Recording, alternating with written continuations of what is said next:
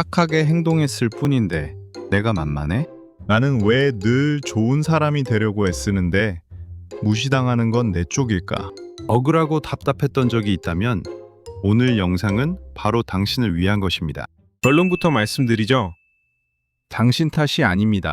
당신이 그 기술을 아직 배우지 못했을 뿐이죠. 심리학자들은 말합니다. 가장 조용한 사람이 사실은 가장 강할 수 있다고. 이것은 성격이 아니라 누구나 배울 수 있는 뇌과학적 기술의 영역입니다.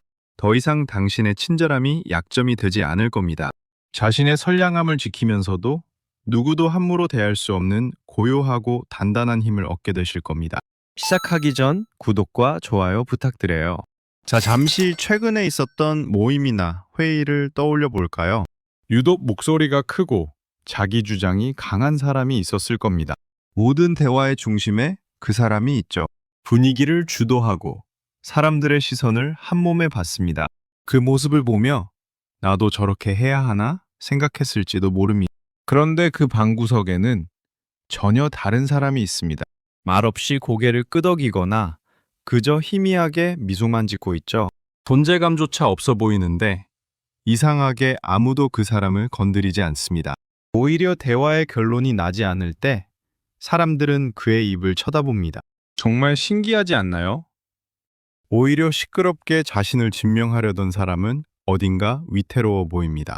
작은 반박에도 쉽게 얼굴을 붉히거나 멘탈이 흔들리는 게 느껴지죠.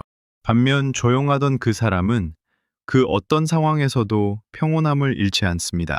이 두 사람의 차이는 대체 뭘까요? 단순히 성격이 외향적이고 내향적이라서 그런 걸까요? 아닙니다. 그건 아주 표면적인 이유일 뿐입니다. 진짜 비밀은 그들의 머릿속, 보이지 않는 곳에서 벌어지고 있습니다. 그렇다면 구체적으로 우리 뇌의 어떤 부분이 이토록 다른 차이를 만드는 걸까요? 우리 뇌 속에는 아주 원시적이고 강력한 경보 시스템이 하나 있습니다. 바로 편도체라고 불리는 작은 기관이죠. 이것은 우리 뇌의 비상벨과 똑같습니다. 생존의 위협이 감지되면 즉시 시끄러운 사이렌을 울려 온몸을 긴장 상태로 만듭니다. 냉수를 만났을 때 심장이 터질 듯 뛰고 손에 땀이 나는 게 바로 이 편도체 때문입니다. 문제는 이 비상벨이 진짜 위협과 가짜 위협을 잘 구분하지 못한다는 겁니다. 원시시대의 맹수뿐만 아니라 나를 향한 비난의 눈초리, 무시하는 듯한 말투, 단체 카톡방에서 나만 답장을 받지 못하는 그 짧은 순간에도 편도체는 미친 듯이 비상벨을 울려댑니다. 위험해!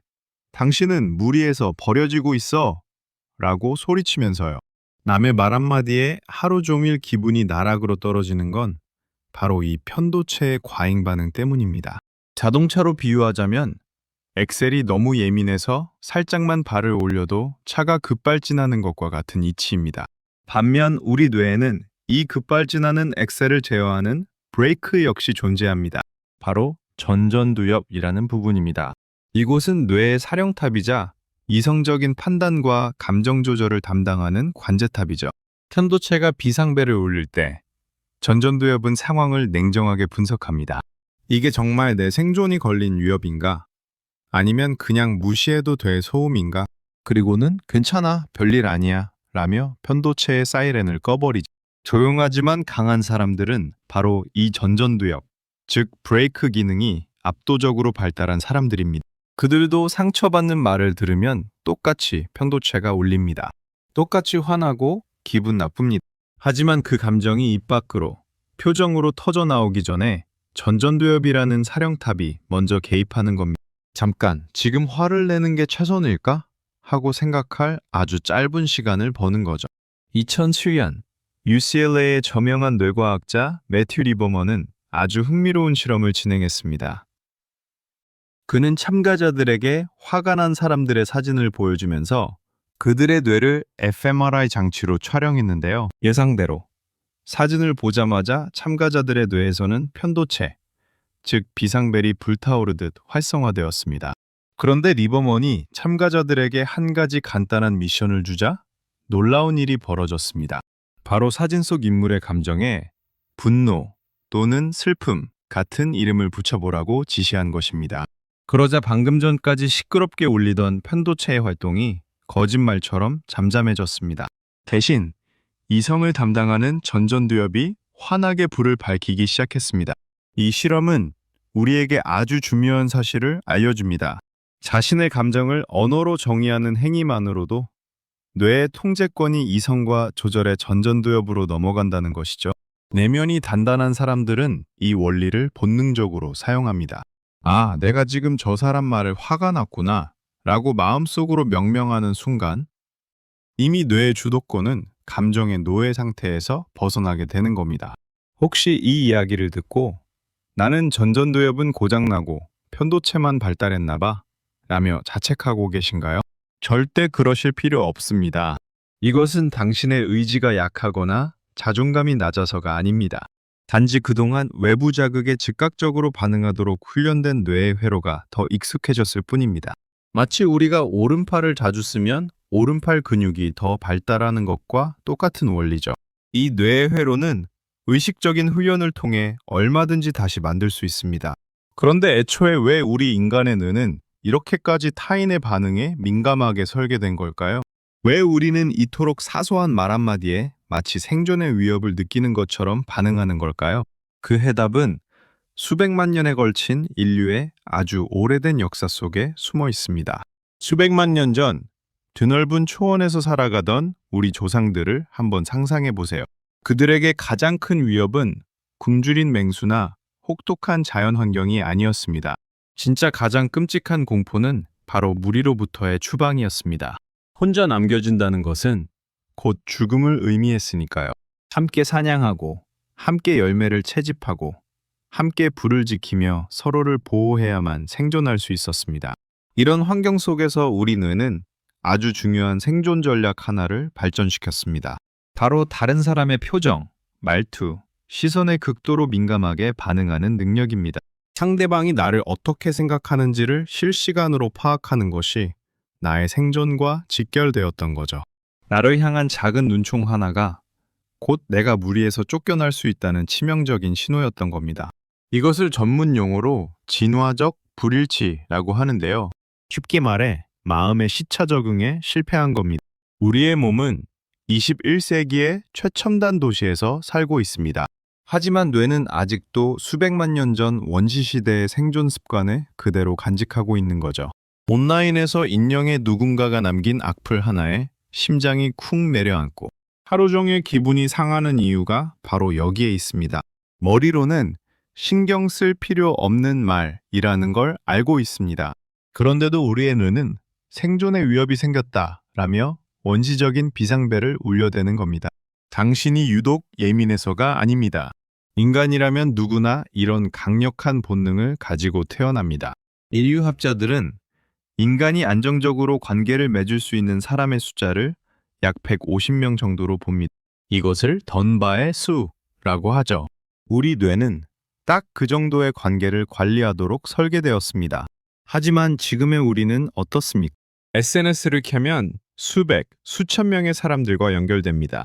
평생 한 번도 마주칠 일 없는 사람들의 평가와 시선에 매일같이 노출됩니다. 우리 뇌의 설계 용량을 아득히 초과하는 엄청난 양의 사회적 자극을 매일같이 받아내고 있는 셈입니다. 그러니 불안하고 지치는 것이 너무나 당연합니다. 당신의 잘못이 절대 아닙니다. 오히려 이렇게 힘든 환경 속에서도 어떻게든 버텨내고 있는 당신의 뇌가 대단한 겁니다. 하지만 우리 주변에는 분명 이 강력한 본능을 거스르는 것처럼 보이는 사람들이 존재합니다. 수많은 소음 속에서도 자신의 중심을 잃지 않는 사람들. 마치 그들만 다른 운영체제를 쓰는 것처럼 평온한 사람들이요. 도대체 그들의 머릿속에선 무슨 일이 벌어지고 있는 걸까요? 그들의 뇌가 우리와 다른 특별한 구조를 가진 것은 아닙니다. 다만 그들은 뇌를 사용하는 운영체제, 즉 규칙이 다를 뿐입니다. 오랜 시간 의식적인 연습을 통해 내면의 이성적인 목소리에 귀 기울이도록 뇌의 회로를 새로 설계한 것이죠. 절대 무시당하지 않는 사람들의 소름 돋는 특징 5가지가 바로 그들만의 운영체제, 즉, 뇌 사용 설명서입니다. 첫 번째 특징입니다. 그들은 자신을 증명하려 애쓰지 않습니다. 빈 수레가 요란하다는 속담 들어보셨죠? 이것은 과학적으로도 증명된 사실입니다. 적설적이게도 자기가 얼마나 대단한 사람인지 설명하는 사람일수록 그 내면은 불안으로 가득 차 있습니다. 자동차에 연료가 없으면 멈춰서듯 타인의 인정이라는 외부 연료가 없으면 자존감을 유지할 수 없기 때문입니다. 그래서 계속해서 밖으로 소리치며 자신의 존재를 확인받으려 하는 거죠. 하지만 내면이 단단한 사람들은 다릅니다. 그들의 자존감은 외부가 아닌 내부의 그 뿌리를 단단히 내리고 있습니다. 마치 스스로 에너지를 만들어내는 발전기처럼 자존감의 연료를 자기 안에서 스스로 만들어냅니다. 남들이 나를 어떻게 생각하는지가 나의 본질을 바꿀 수 없다는 걸 너무나 잘 압니다. 그래서 그들은 굳이 설명하지 않습니다. 누군가 오해를 해도 변명하지 않습니다. 그들에게 중요한 건 남의 시선이 아니라 지금 나의 선택이 스스로에게 떳떳한가 하는 것뿐입니다. 이 침묵은 패배나 동의가 아닙니다. 너의 평가는 나의 가치에 영향을 주지 않는다는 가장 강력하고 품위 있는 선언입니다. 두 번째 특징, 그들은 반응의 속도를 스스로 조절합니다. 현대사회는 우리에게 즉각적인 반응을 강요합니다. 카톡 메시지가 오면 1초 만에 답해야 할 것 같고 누가 나를 툭 건드리면 즉시 맞받아쳐야 직성이 풀리죠. 이것은 내 감정의 주도권을 타인에게 넘겨주는 것과 같습니다. 자극에 따라 자동으로 반응하는 것은 반사일 뿐 선택이 아닙니다. 나치 수용소에서 살아남은 정신과 의사 빅터 프랭클은 이런 말을 남겼습니다. 자극과 반응 사이에는 공간이 있다. 그 공간에 우리의 의지와 자유가 있다. 내면이 강한 사람들은 바로 이 공간을 활용하는 마법사들입니다. 누군가 기분 나쁜 말을 던졌을 때 감정이 폭발하기 직전 그들은 아주 잠깐 동안 이 공간으로 들어갑니다. 그리고 스스로에게 묻죠. 저 사람의 말에 내 소중한 감정 에너지를 낭비할 가치가 있는가? 지금 여기서 화를 내는 것이 문제를 해결하는 데 도움이 되는가? 대부분의 경우 답은 아니오입니다. 그들은 반응하지 않음으로써 사소한 소음으로부터 자신의 감정을 지켜냅니다. 이것은 회피나 무시가 아닙니다. 내 감정의 주도권을 되찾아오는 가장 적극적이고 현명한 선택입니다. 세 번째 특징은 감정을 다루는 방식에 있습니다. 많은 분들이 오해하는 지점입니다. 멘탈이 강한 사람은 상처도 안 받고 화도 안 날 거라고 생각하죠. 절대 아닙니다. 그들도 똑같은 사람입니다. 무례한 말을 들으면 화가 치밀고 억울한 일을 당하면 밤잠을 설칩니다. 결정적인 차이는 그 감정을 밖으로 꺼내는 방식에 있습니다. 우리는 보통 화가 나면 그 감정의 온도 그대로 말을 내뱉습니다. 너 지금 뭐 하는 거야? 당신은 항상 그 모양이지?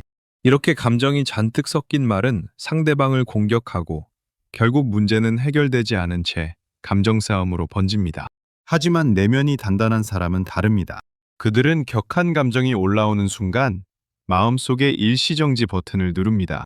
그리고는 감정을 언어로 정제하는 작업을 시작합니다. 상대방을 비난하는 너 화법 대신 자신의 상태를 설명하는 나 화법을 사용합니다. 네가 틀렸잖아 라고 소리치는 대신 네가 그렇게 말하니 내 입장에선 좀 당황스럽고 속상하게 들린다 라고 차분하게 말하는 거죠.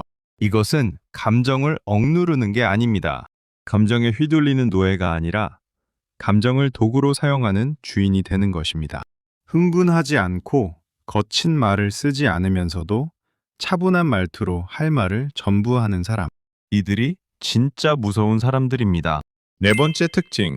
삶의 무게중심이 철저하게 나에게 있습니다. 혹시 누군가의 비난 한마디에 하루 기분을 전부 망친 적 있으신가요? 반대로 칭찬 한마디에 세상을 다 가진 것처럼 들떴던 적은요? 그렇다면 당신은 인생의 리모컨을 다른 사람 손에 쥐어준 것과 같습니다.